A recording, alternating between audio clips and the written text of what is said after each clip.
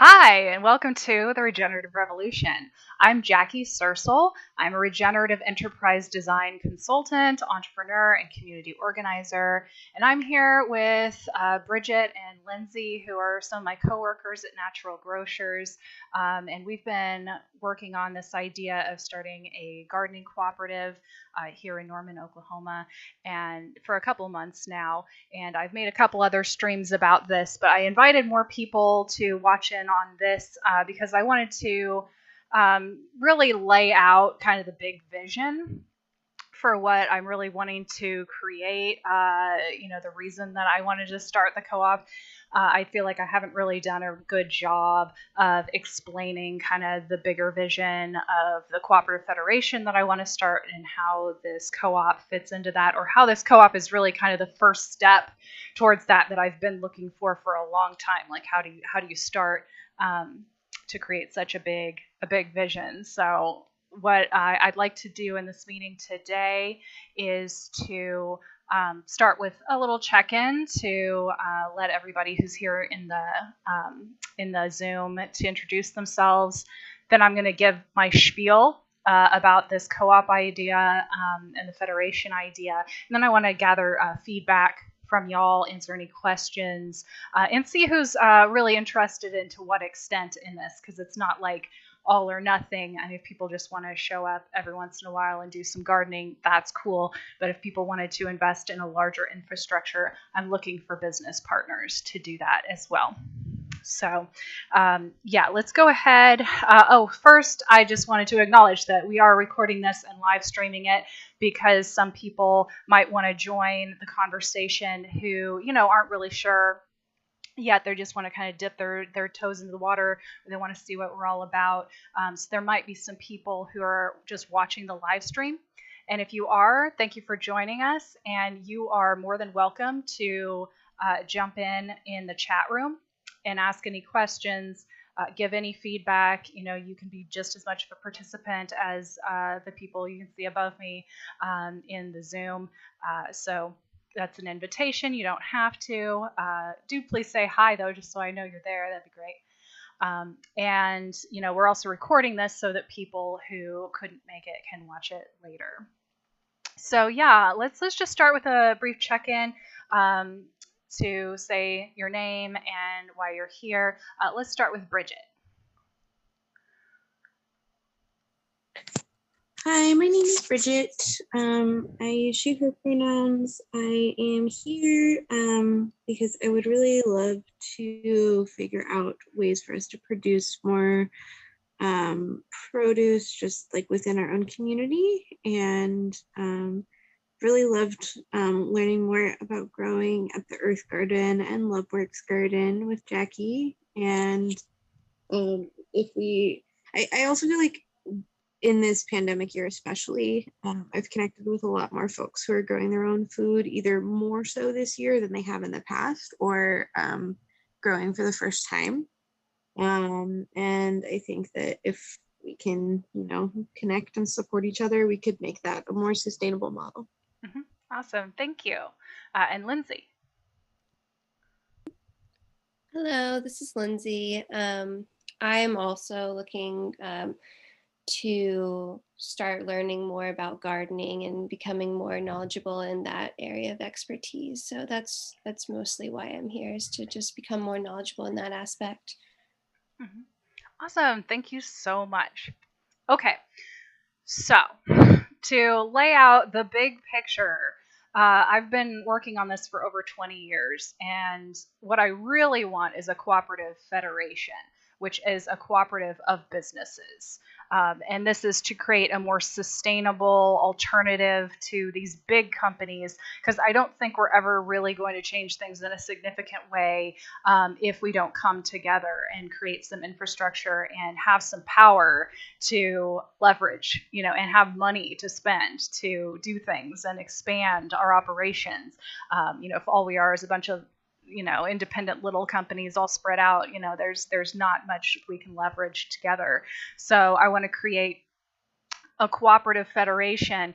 But that's kind of a big picture vision, and it could be started all sorts of different ways. I mean, it really doesn't matter what kind of business starts it. Like, we could be manufacturing light bulbs. It doesn't matter what the first company is, as long as like this bigger umbrella company is created that can then create more companies and bring in more companies and create an infrastructure that supports that. That's been my big vision for 20 years. I've been really struggling to figure out what the first step is towards that.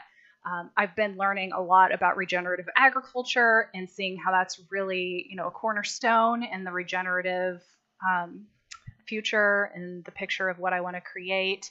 So I've been trying to figure out how to start from that. I think that's a really good place to start. And so when we started doing community gardening here in Norman, I saw this opportunity to expand upon that. And I'm like, that could be the first step. That could be the first business that starts a larger network. And this really makes sense because if people like you guys want to start food businesses, this could be a real launching off point. Like you said, Bridget, you want to see more food production. Well, going from not doing that at all to doing it as a business is a big step. And a lot of people, they work full time or they have kids. And so, getting from here to there is a big task. And so I want to help facilitate that. I want to make it easier. I want to make it so that people can take one step and then another step and another step and not have to immediately quit their jobs and spend tens of thousands of dollars to get a business started, which is usually how you have to do it to be successful. So the way that I see this happening is to create this membership organization that's a gardening co-op that does education, that gets new people who have never gardened before in there and gives them not just the information, but the experience, and really holds their hand through the process of getting started growing their own food. And then kind of steps them up from that to providing some, food or even a service to the community through the cooperative, but just on like a part-time basis, like basically like a CSA. So if you're growing food in your backyard, you could offer up shares to the community. People could buy in at the beginning of the season, and then they would get a share of whatever you grow just in your backyard. So it could be like a $10 share. It doesn't have to be like a typical CSA where people are getting a full box of food every week. You don't have to commit to that level. If we had lots of people doing little things, but it was all within the same co-op, then people could get started easier. Or like with backyard chickens.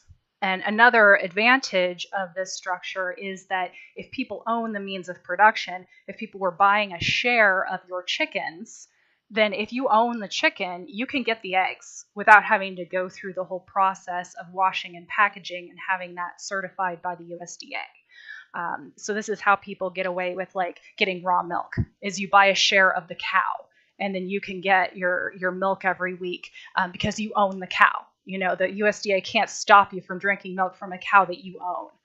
So this creates a structure where we can all buy in on like meat rabbits, or cows or chickens. So we could get access to those things in a way that we wouldn't be able to even if we went to the farmer's market. And then they could step up from that, and this is where the federation comes into play, is once somebody is producing just for the members of this co-op, they might get to the point where they have more than the co-op will buy, and they want to take it to the next step of creating a business out of it to sell to the public. And at that point, I want them to be able to join this federation so that they can have the infrastructure to support them in doing that. So that might look like having a commercial kitchen that we all share. It might look like having an accountant who's going to do all the work of accounting for your sales, or doing your payroll if you have to hire people. I mean, these are the kinds of things that become barriers to people starting a new business. If you're spending all of your time doing accounting and running payroll, or doing marketing, you don't even have time to make the product. I mean, one person can't do all of this, at least not well. And so a lot of people fail because they get overwhelmed having to do all these different things, or they do some of it, like the marketing, really poorly because they're just not good at it, or they get behind with things. And I've experienced this myself running a mushroom farm. Trying to do everything, even with 2 people, is just really stressful. So I want to create that infrastructure to help people do that. Also, the kitchen idea is really key here, having access to a commercial kitchen without having to put up all the money yourself to build one. My friend April Harrington up in Oklahoma City has done this. She has a commercial kitchen that she rents out both monthly and also by the hour.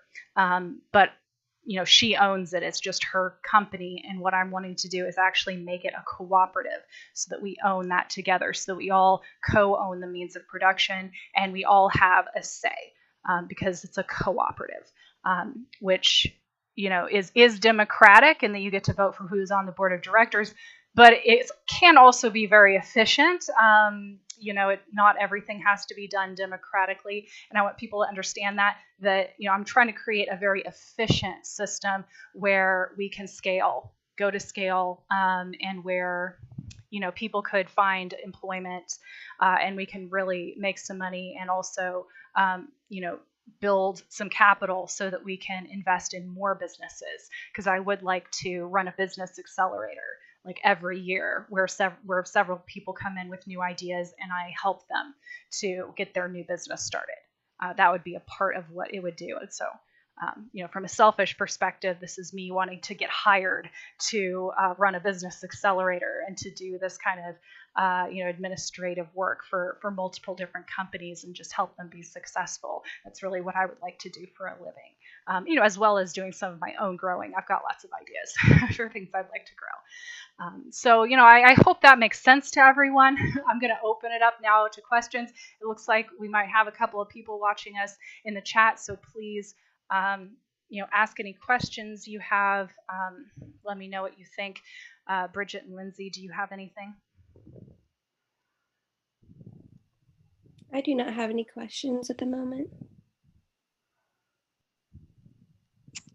I was just Googling April Harrington's kitchen because I didn't realize there was a space available already for people to rent out, and that's exciting. But I think also that if we could have a space like that in Norman, that would make such a big difference for so many people, especially with the new developments with cottage law in Oklahoma, with some less restrictions, or different restrictions on producing food, value added foods from your home. Yeah. So we could do a lot without getting a commercial kitchen first. I'm excited about that, just being able to help people out without a huge investment. But at the same time, if we did have a physical location, if we had a kitchen, if we had storage space, it would really facilitate scaling up of businesses. We could store things that we buy in bulk. We could make things like gardening inputs and have a place to do that and store them. So I'd really like to get something like that started. And what that's going to look like is some people who want to take it to that level of owning a business and making a living out of it, to all put in some money. And right now I'm playing with about $5,000 per person to pitch in together, and then if we get enough people to do that, then we'd have enough to invest in getting a commercial space. That doesn't have to happen right away. I just want to be, transparent that that's where I'm going with this, and that I'm looking for that kind of investment. And hopefully I can find some people who are serious enough about it, because, it's all nice to have a club where we can all share food with each other, but I'd really like to get this to a point where some people can make a living at it. Does that make sense?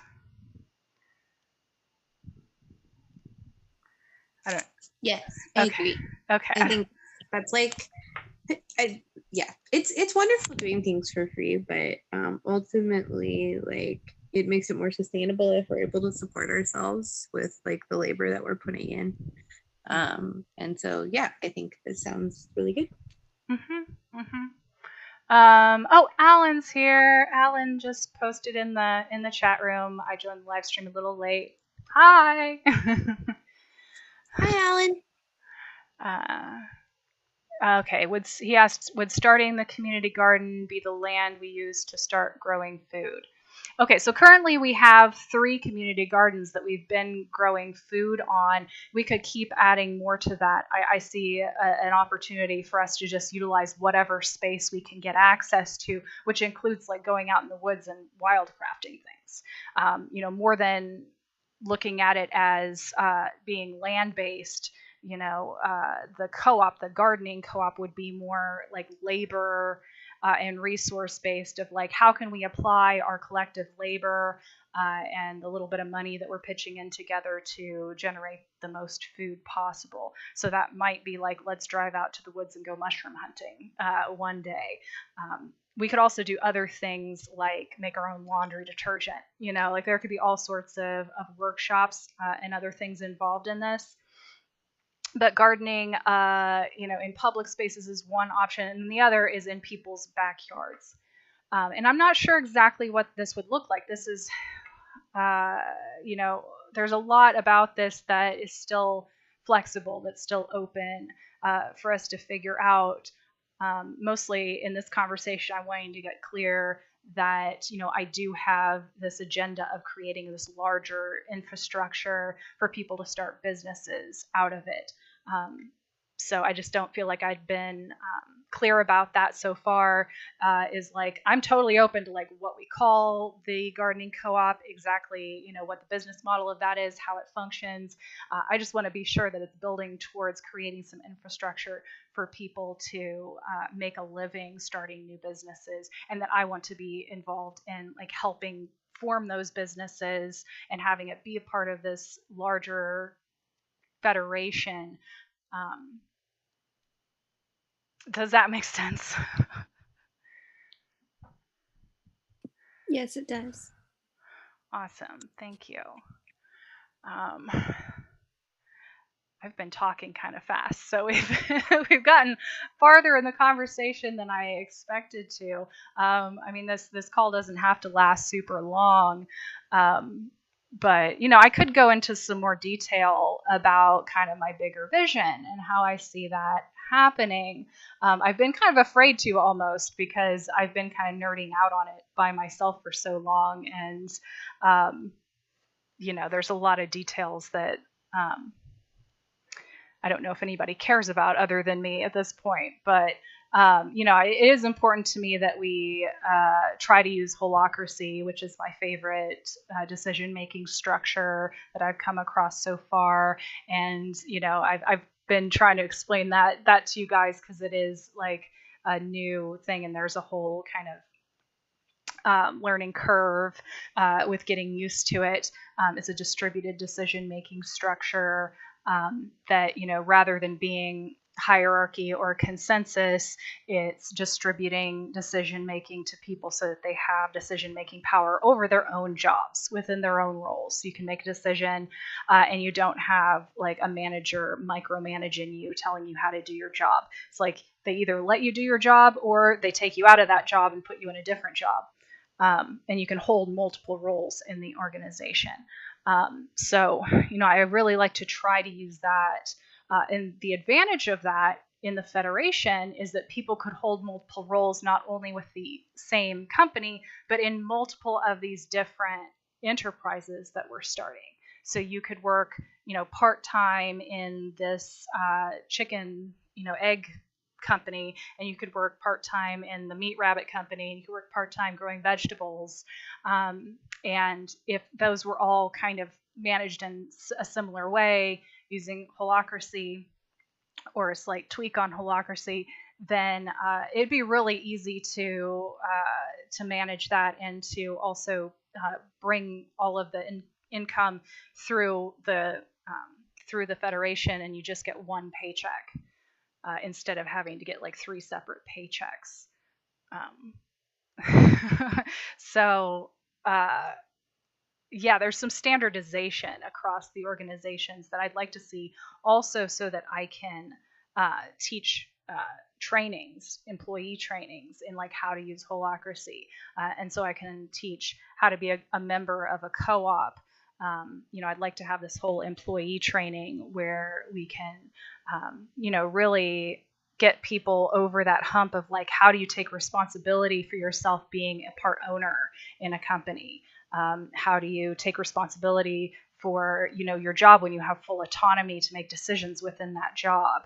I feel like this is just such an important piece because we all need to take more responsibility for ourselves. And part of what it means to be regenerative is that you need to take responsibility for yourself and your input, your contribution, and not just put that on somebody else. So that's in the ownership structure, that's in the governance structure.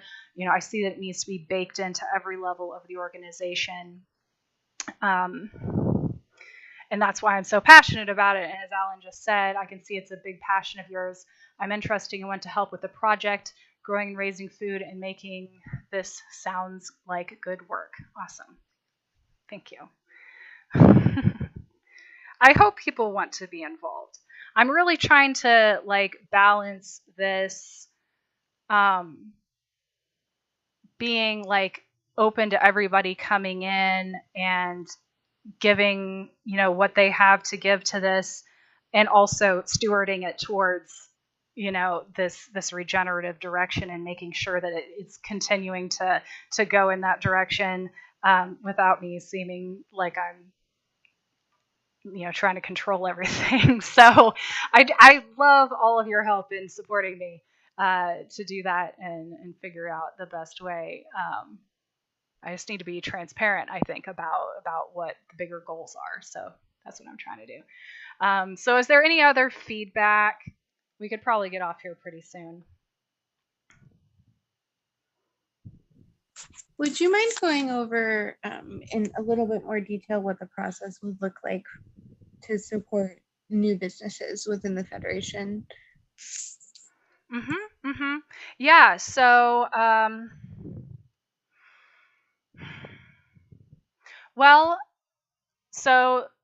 and this is where we need to figure out exactly how the co-op works, the gardening co-op, because I'm seeing the first step as people going from just contributing to taking care of a garden, to taking care of their own production, having their own domain over a particular garden, or like a backyard chicken operation or something where it's yours. You have more control over it. And then if you are, offering up a share, that would be an add-on with the co-op membership. So people would purchase an extra share to get a share of what you're doing. So I'm not sure exactly, how the shared piece of it would be, where we're all just working on these community gardens, or we're all making laundry detergent and sharing with each other. Whether that even needs to be just everybody's doing it, or whether we should just have individuals taking ownership over every single aspect from the beginning. So I would take ownership over the earth garden. It's I'm managing it. I'm the one who's going to make the judgment call of what we're planting, or when there's vegetables available, I'm the one who posts, hey, we've got kale, who wants some? And I get to decide who actually gets it. That kind of level of taking ownership of it. Or if we're going to have some aspects like the community gardens where it's kind of a free-for-all, anybody can come help out with it. It gets just published that, hey, there's tomatoes available. If anybody wants some, come and get them. I imagine some aspects, especially the community gardens, might be like that. But how much else people's backyard gardens would be like that? Maybe not. Maybe everything else is people having ownership over it. And if you want a share of the vegetables out of my yard, you need to pay an extra $5 or $10 a month, and I'll make sure that you get it. but I'm going to decide what I'm going to plant in my own yard. Like, I think that might make more sense. So yeah, the first step would be for somebody to, decide, I'm going to do this. I'm going to grow a ton of garlic in my yard. And anybody who wants to share a garlic, give me $10 and I will, divvy up all of the garlic that I grow to everybody who's purchased a share. So that would be the first step. And I could help them set that up. So, because they'd have to create that add-on package in the co-op. So I would just kind of, coach them through like packaging it, how to describe it, that sort of thing. And if they needed help with like figuring out how to grow, I could help them with that as well. So let's say they did that and then it ended up, I really love growing garlic. I would love to make and sell garlic or garlic paste. Let's say I want to like jar up garlic paste and sell it. So then they would apply to start a co-op or a business through the Cooperative Federation. It could be a sole proprietorship. It could be an LLC. It could be a co-op. It could be even a nonprofit. I see nonprofits as possibly being members of this federation as well. So they would say, hey, I want to start a business through this. And then I would love to have an accelerator program where I actually like go through the business planning process. I'm not sure if I want to do it with a whole group of people, like in person, like Techstars kind of style, or like Startup Weekend, which I've been to, where you've got just lots of people in a room and you explain to them the steps of the process and we all go through it together. I've tried doing that before. I tried running an incubator program and it was a little bit tough because everybody had really different businesses and they were at different stages of thinking it through. Some of them had already been thinking about it for a long time. Some of them were still trying to articulate their business model. So leading everybody through it at the same time was actually kind of hard, and I don't know if I want to do that. It might be more like just a coaching relationship where I have a consulting package where I just step them through the process of like, okay, what's your business name? What's your business's purpose statement? What's your vision? What's your customer segments and your value proposition? And I just walk them through the process of filling out the business model, which I've done with several people on this channel. You can see me doing that in the videos that I have on this channel. So I could just do that with people, whether that's just in private or record it and put it up. I would love to make it more like a reality TV show where people can actually see how it works to start a new business, because I think so many people just don't know what goes into it. I'd love to demonstrate that. That's what I've been trying to do with this channel. But yeah, so I would kind of lead them through creating that business plan, and then they would just launch the business through the co-op, the federation. Does that make sense?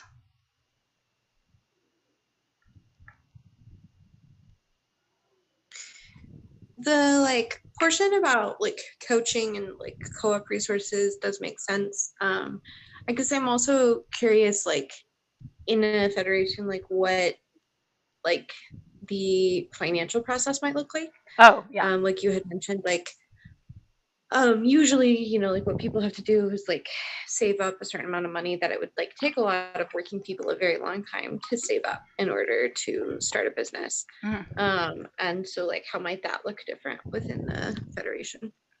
Yeah. Sorry, I was not quite getting into that. So, so what I'm thinking is that membership for a company to join the federation would be about $5,000. They wouldn't have to pay all of that at once. It could be paid out of their income. So, I was actually thinking $4,800 because that's $400 a month. But whatever, like they could just pay it a little bit at a time. Hopefully they would be able to, because they'd already have that first step of already having grown some garlic in their yard. They'd already be growing. So hopefully they would already be doing something that's creating income for them. So they could just put some of that towards the federation membership. as they're expanding, and I'm just kind of helping them figure out how to like, package and sell the product to the public, that piece of it, to scale up. So yeah, they'd pay that $5,000, and then once they're a member, I'm not sure exactly what the percentage would be, but I'm thinking something like 20% of the gross income of the business would go to the federation to cover, accounting, to cover use of space, the shared space, to cover, we could have, did I say accounting? Like an accountant, we could have a lawyer on retainer at least. We could have insurance, especially business insurance, go through the federation. So there's a lot of like benefits that we could have going through the federation that would actually save the money from, because like hiring an accountant to do it all yourself is like, really, really tough. So. Yeah. And so definitely an incentive with like shared resources for like accounting or like kitchens or like things like that like or other startup costs. And just so I understand, would the federation ideally be able to provide like business loans as well, or would that still be like things that people would be looking for externally? Yeah, I would love to have it be like more of an accelerator than an incubator, meaning that we would provide some funding. So we might need some outside investment for that. And how that works in a cooperative is that you have what's called preferred shares, which are shares that don't grant any voting power. So we could have external investors put in some money. I would love to do some fundraising with Bitcoin and have a fund. I think there's a lot of people out there who would love to throw money at something like this, and there's a lot of people who have Bitcoin that don't even know what to do with it. So we could have a way for people to invest, either through purchasing those shares or through even some donation mechanisms. So we could have a fund to, give some business loans or even invest in those companies. The federation could own shares in the companies. And that's how Techstars does it. Techstars is the organization that does Startup Weekend. They have a business accelerator called Techstars that starts up tech companies, and people invest in Techstars, and then Techstars invests in the companies that it starts. So it is kind of like what I'm talking about, and it actually owns the companies, owns part of the shares in the companies, and that can be really beneficial. And I'm not sure exactly how this works. I'll need to talk to a lawyer, but if the federation can have some say in whether the businesses can sell out to other companies. One of the biggest problems with worker-owned co-ops is that they tend to sell out. They tend to grow to a point where they're really profitable, and then a big corporation, like General Mills comes along and they're like, oh, we'll give you, $100 million for this company. If it's a worker co-op, you have a bunch of workers sitting around looking at each other going, we could each walk away with $5 million tomorrow. Are we going to keep working in this company for the rest of our lives for, $100,000 a year, even if we're making good money? Or are we going to take these millions of dollars and just go retire right now? A lot of them do. That's why we don't have so many worker co-ops. The ones that are successful, that's what happens. They get bought out. So if we want worker co-ops to exist, we have to create a mechanism to stop them from getting bought out. If the federation actually owned some shares and had some sort of a safety mechanism to say, you're part of us. You don't get to sell out to General Mills. That's part of what I want to create.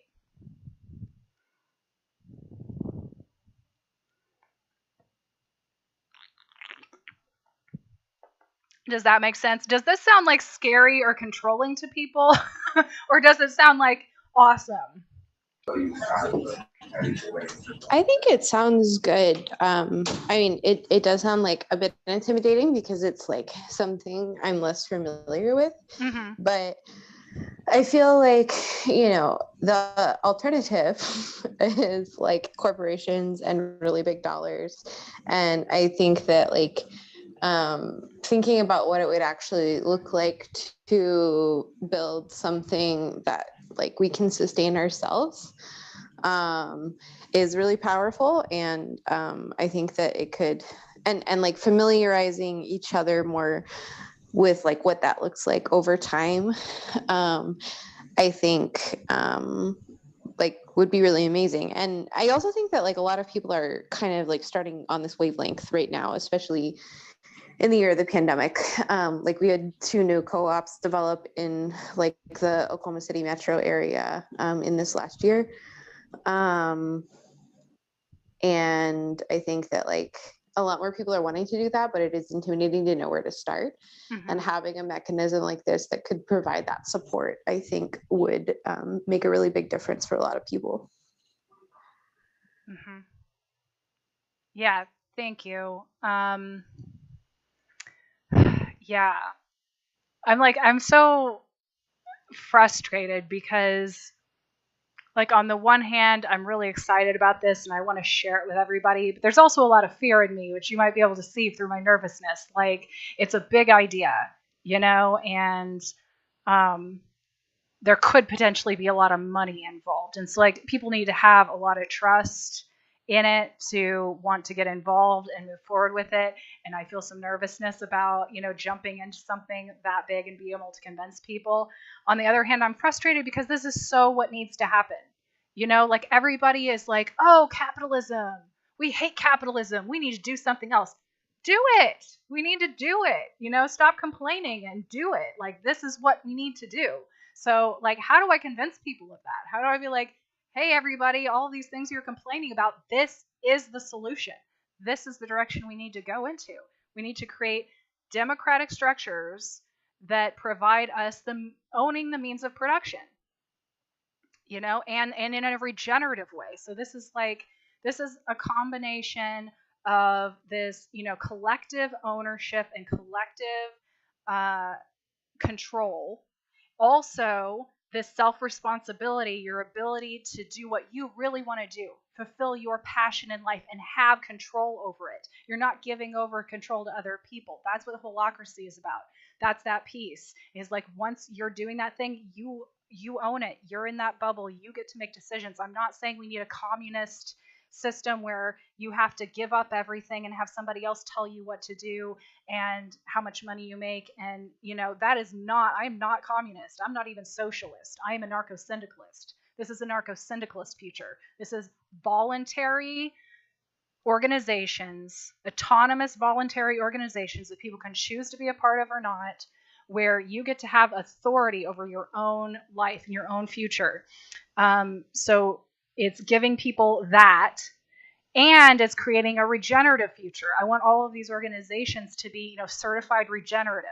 I want us to come up with our own certification, and you have to be good for people and planet. You have to meet these certain standards. So I want to create that as a part of this as well. And that's also what the incubator is about. That's what the employee trainings are about.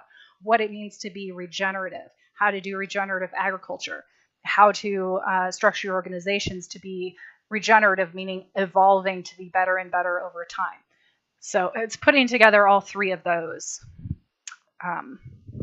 Did I explain that well?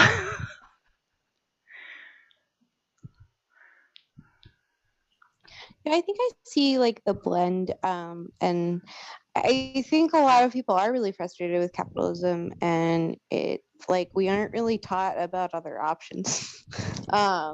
Like we're taught to fear other options, and then don't learn very much about them.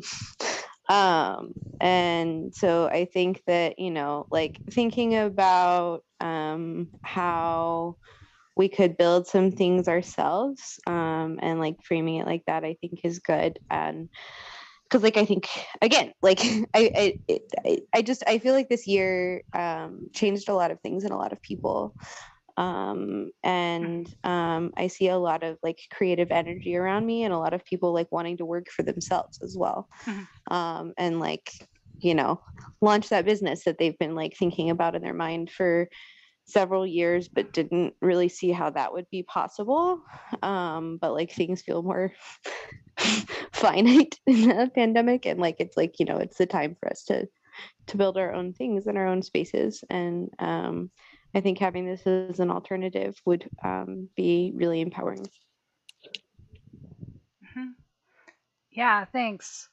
Yeah, I've heard that, some companies are having a hard time hiring people back because people saw, what it's like to get unemployment, and they're actually making more on unemployment. And they're like, I'm not going to get paid minimum wage. That's bullshit. Yeah, I'm worth more because than it's that. been this, yeah, and it's been the same for so long.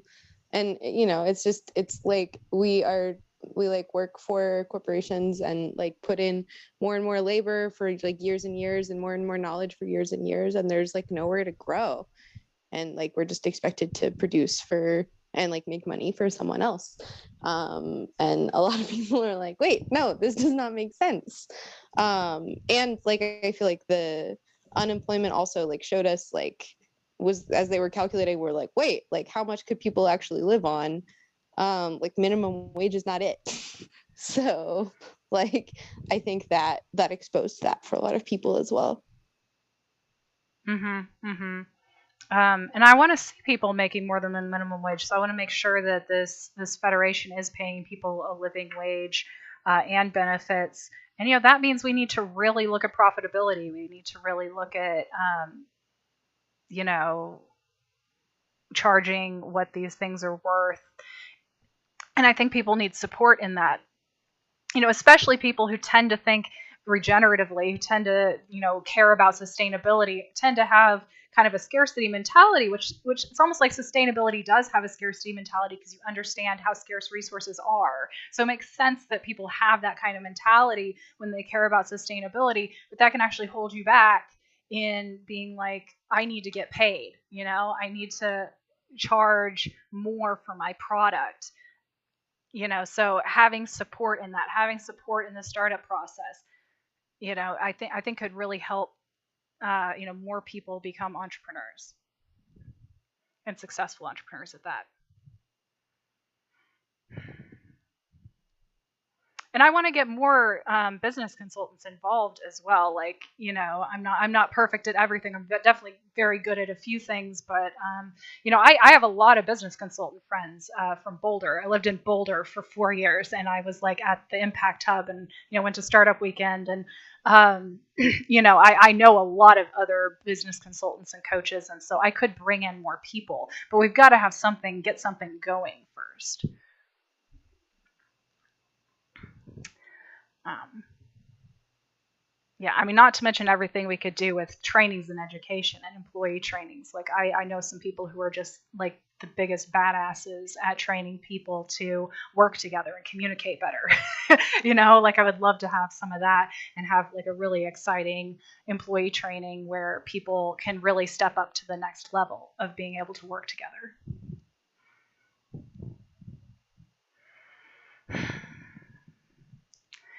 Awesome. Yeah. Go ahead. Like I think that once we like open things up, like once we're able to get some things established, it like community is really brilliant. That's why like I think co-ops are a better way to do things, because like even just in this space, like we have different strengths and different levels of knowledge, and like if we're working together, then like we're going to be a lot more effective, and like knowing each other's strengths and knowledge, and like being able to build together, like it could like we could do a lot of things and like build a lot of things. So yeah, I think it would be great. Mm-hmm. Mm-hmm. Yeah, yeah. I just think there's a big how around that. I think people are so used to, top-down hierarchy or authoritarianism that we learned in school. You do what the teacher says, and then you go to work and you do what your boss says. And there's a place for that. Being a good follower is a good value to have. If you're just anti-authoritarian and fighting everything, that doesn't work either. But we also need to learn how to speak up for ourselves and take responsibility, and be able to hold leadership within our own little realms. So I think there's actually a big learning curve to doing that for most people. I mean, some of us are kind of natural leaders and we want to do that, but a lot of people, it's scary. So kind of holding people's hand and helping them to grow into that, I think, is a really important part of all of this. Yeah, and also like making space for more connections, because like also, like I think, in like this space, like the three of us could like show folks a lot, but also like we could through this like potentially like connect people who like two people who aren't even in this space yet, who like complement each other really well and are able to be like a missing factor in each other's businesses or in each other's plans. And like the more people that we have, the more our knowledge and resources can grow, and connections are another resource, and like every person that comes in has their own connections and their own relationships as well. Yeah, that's why I'm excited about the gardening co-op as a starting point, is you could have a lot of members. We could get a lot of people in here, just dipping their toe in the water, just meeting people and experimenting. Like, hey, let's grow some garlic together. Like, you don't have to get in bed with them as a business partner to do that for one season. You can have these little mini partnerships, and people could work together to do these little projects that could then blossom into something bigger if they work well together. And that's a huge scary thing, is like going into business partnership with somebody. Maybe you don't know them very well, or maybe you know them as a friend, but you don't know if they're a good business partner. It's like getting married. So how can we bring people together and help them get to know each other and work together before they take that next step of like really going into business together? Yeah, definitely.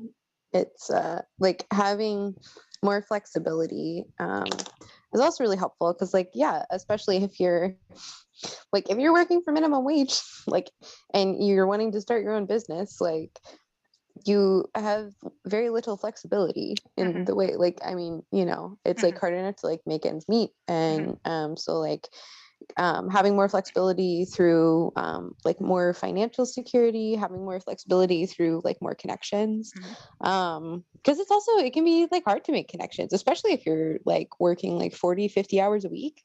Like, you might not like happen upon someone who complements your business, or something like that you're wanting to build. So yeah, like making more space for that like opens up the possibilities. Totally. Okay, Tori's in the chat. Hi, Tori. I think she might have joined more recently. Yeah, I see our viewer count went up recently. So I think she missed the beginning. So she's asking, what is the garden co-op? Is there a specific space, or is it more of an idea? So to explain that maybe in a nutshell, so the gardening co-op isn't really based on a particular space. It's based on like people coming together and sharing their resources, including their labor, to produce food. So it could be, in community gardens like we're currently doing. It could be in people's yards. We could wildcraft things. It could be growing stuff inside your house, like, just having some shelves where you're growing microgreens. Really anything. It's about people being able to grow stuff and then sell it to each other, but where everybody is a member, and through that co-op structure, it's actually easier to sell things like eggs or even meat that you can't normally sell, because we're all invested in this. We're all co-owners. So if you own a chicken, you can eat its eggs. You don't have to wash them. You don't have to process them. You don't have to package them in a facility, in a certified facility. It's kind of a way for us to all grow and share our food with each other, through this just like little network of people, where we just have like I don't know if we'll have just forums, or we could set up an actual like a marketplace software where people could post things and then you could just click to buy. That might come a little later. Right now, we're just like we're talking about using Slack and just posting things on there. But yeah, it's more based on, putting together our resources and our time to produce food for each other. And then we were talking about like, some of that might be that we all pitch in on the same operation, like we all pitch in on the community gardens and just say, hey, there's tomatoes available, come and get them. Or it might be like you're producing something in your own backyard and then offering up shares of that to other people. So the example I'd use was garlic. Like, I'm just going to plant my whole backyard in garlic. Anybody who wants some garlic, put in $10 and I'll give you, and I'll just divvy it out. There's this many shares available and I'll just divvy it out to whoever buys a share. Does that make sense, Tori? Or anybody else have any comments or questions? So it's a little hard to explain, and I guess that is concerning me a little bit. I do tend to come up with kind of complicated plans, complicated ideas. I'm going to need some help and figure out how to promote and market this. That's not necessarily my forte. I know, Bridget, you're a little bit maybe better at that than I am.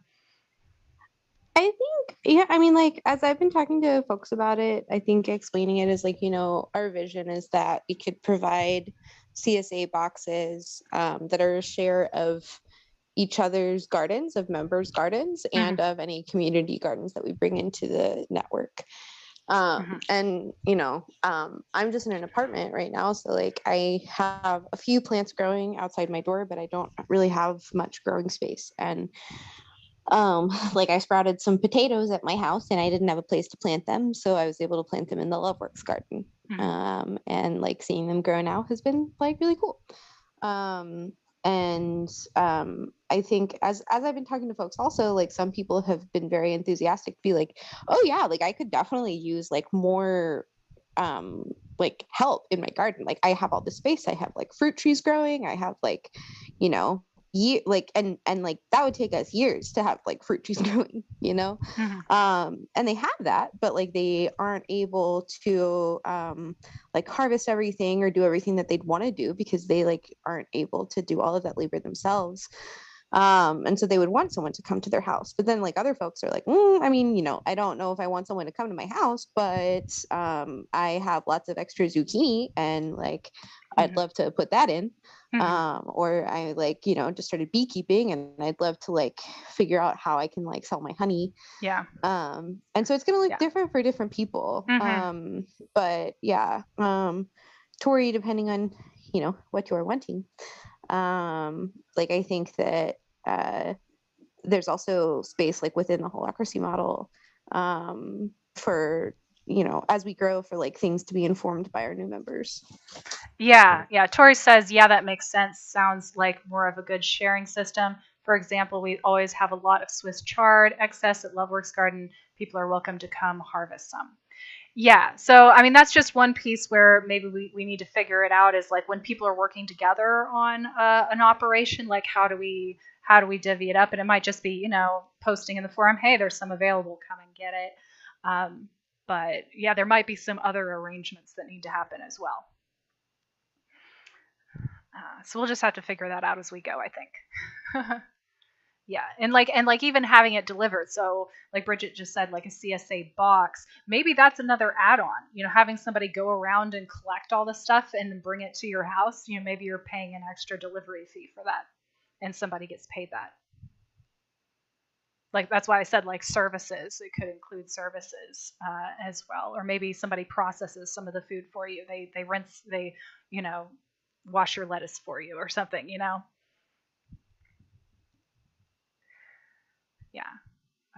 Awesome. Good. I'm glad we've had more more to talk about. It looks like we're coming up on an hour now. So yeah, last call for questions or ideas, suggestions. Is there something we haven't thought of yet?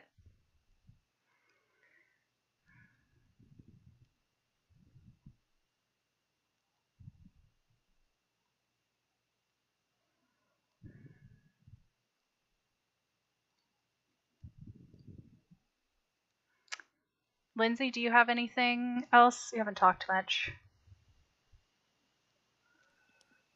I don't really have anything else. I'm kind of just like taking it all in. I don't really have any questions about it. I agree with everything that's been said so far. So kind of just listening in. Okay, awesome. Thank you.